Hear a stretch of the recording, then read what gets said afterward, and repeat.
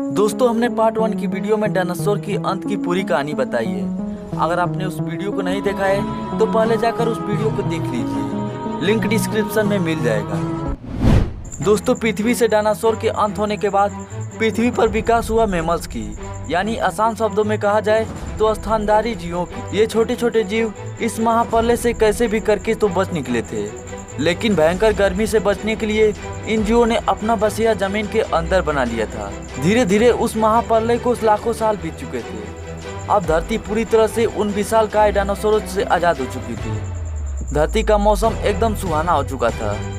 पृथ्वी पर फिर से हरे भरे पेड़ पौधों का विकास होने लगा और शुरुआत हो जाती है एक नई दुनिया की। इस दुनिया में हमारे पूर्वज यानी मैमल्स के समय के साथ साथ काफी विकसित हो रहे थे और ये आकार की तुलना में भी काफी बड़े हो चुके थे। इनकी अलग अलग प्रजातियों की उत्पत्ति हुई। उनमें से कई सारे जीव जिसके हाथ पैर हमारे जैसे ही थे, उनके शरीर में धीरे धीरे बदलाव होता रहा। अब समय आया आज से करीब 4.7 करोड़ साल पहले। उस समय पृथ्वी के वातावरण में लगातार बदलाव हो रहे थे। पृथ्वी में मौजूद टेक्टोनिक प्लेटों में हलचल पैदा हुई और इसका नतीजा ये हुआ कि धरती के दो बड़े भूभाग आपस में टकरा गई। इन भागों में हमारा आज का भारत भी शामिल है। इन दोनों भूभागों के टकराने से एक नई पर्वत श्रृंखला का निर्माण हुआ, जिसे आज हम हिमालय पर्वत के नाम से जानते हैं। इस पर्वत की वजह से मौसम का मानसून भी बदलने लगा। अब धरती का मौसम ठंडा हो गया था और इस पर्वत श्रृंखला से गिरने वाले बर्फ ने कई बड़ी नदियों का निर्माण किया। ये वही नदियाँ हैं जो 50% से ज्यादा मानव जाति के लिए पानी का स्रोत है। पोलिगोग इलाकों में आज से करीब 2 करोड़ साल पहले ग्लोबल कूलिंग हुई, जिसके चलते पास के मैदानों में बढ़ोतरी होने लगी। उस परिस्थिति में ऐसे ऐसे जानवर विकसित हुए जो खुली मैदान में रहना पसंद करते थे और इन्हीं में दूसरे जीवों को निवाला बनाने वाले ऐसे जीव भी मौजूद थे। मगर दोस्तों, अभी भी धरती पर एक अंश की कमी थी, वो था मानव। आखिर ये मानव आया कहाँ से?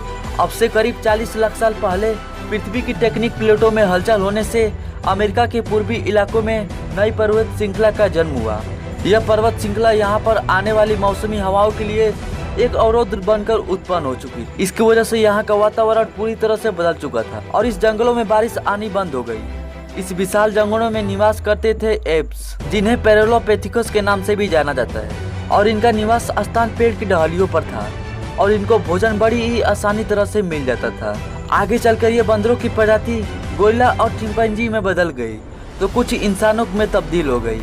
ये पूरे अफ्रीका में फैले हुए थे, लेकिन समय के बीतने के साथ साथ यहाँ पर आकार की परिस्थिति आ गई। बारिश न होने की वजह से यहाँ के जंगल पूरी तरह से सूख चुके थे और इन एप्स के लिए पेट भरना भी मुश्किल हो गया था। भोजन की तलाश में इन्होंने पेड़ों से नीचे कदम रखा। ये थे अरबीपेथिकस रेबिडस। आज हम इन्हीं की वजह से ऐसे बने हैं, या कहें तो यही हमारे पूर्वज थे। इसी मानव प्रजाति ने सबसे पहले जमीन पर कदम रखा था और ये मानव इतिहास का जमीन पर सबसे पहला कदम था। लगभग इनकी सब कुछ हम इंसानों से मिलती थी।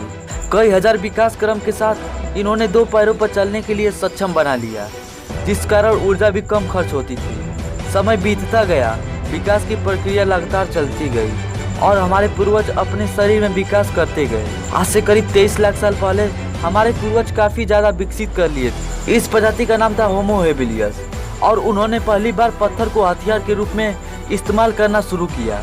कुछ समय बाद उन्होंने अपने दिमाग को इस कदर विकसित कर लिया था कि वो अकेले शिकार करने के बजाय समूह में शिकार करने लगे थे। इसके बाद प्रजाति आई होमो इरेक्टस, जो अन्य जानवरों से बुद्धिमान थी। होमो इरेक्टस प्रजाति ही सबसे पहले आग की खोज की थी। यह खोज हमारी मानव इतिहास के लिए बेहद ही खास थी। इन्होंने आग पर मांस पकाना भी सीख गए थे। इस कारण परिवार का निर्माण भी होने लगा था। आग से पका मांस खाने पर कम ऊर्जा लगती थी, जिससे उनके दिमाग और भी बड़े होने लगा था। हमारे पूर्वज अन्य जानवरों से बहुत ही बुद्धिमान हो चुके थे। लाखों साल बीत जाने के बाद कुछ आज के इंसान ने रूप ले लिया और ये मानव अलग अलग आवाज भी निकालने के काबिल हो चुके थे, यानी हमने लैंग्वेज का विकास कर लिया था। यही वह आखिरी विकास क्रम था। उसके बाद आज के मानव की उत्पत्ति हुई। हमारा अस्तित्व यानी होमो सेपियंस का काल शुरू हो गया। अब हमारे पास धरती के सभी जानवरों से बड़ा दिमाग हो गया था और हम एक जगह से दूसरे जगह जा सकते थे।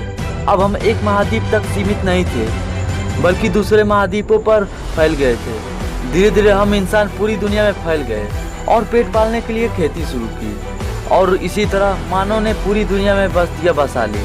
और आज हमने अपने आप को धीरे धीरे बहुत ही विकसित कर लिया है कि इतनी चुनौतियों के बाद आज के इंसान हम अस्तित्व में आए हैं। आज हम इतनी टेक्नोलॉजी विकसित कर लिए हैं कि बस धरती पर ही नहीं बल्कि हमने चांद पर भी कदम रख दी है और विज्ञान की मदद से हम अलग अलग दुनिया की खोज कर रहे हैं। आज पृथ्वी पर हमारे जैसे जीव नहीं है जो हमसे बुद्धिमान हो। आज टेक्नोलॉजी के माध्यम से अपने मानव जाति का अस्तित्व मात्र कुछ मिनटों में ही जान लिया और आगे भी टेक्नोलॉजी की विकास की प्रक्रिया लगातार जारी है। तो दोस्तों, कैसा लगा हमारा करोड़ों साल का सफ़र? आप अपनी राय कमेंट बॉक्स में ज़रूर बताएं। अगर वीडियो पसंद आए तो वीडियो को लाइक, शेयर, कमेंट और सब्सक्राइब करना ना भूलें। तो चलिए मिलते हैं ऐसे ही अगले वीडियो के साथ।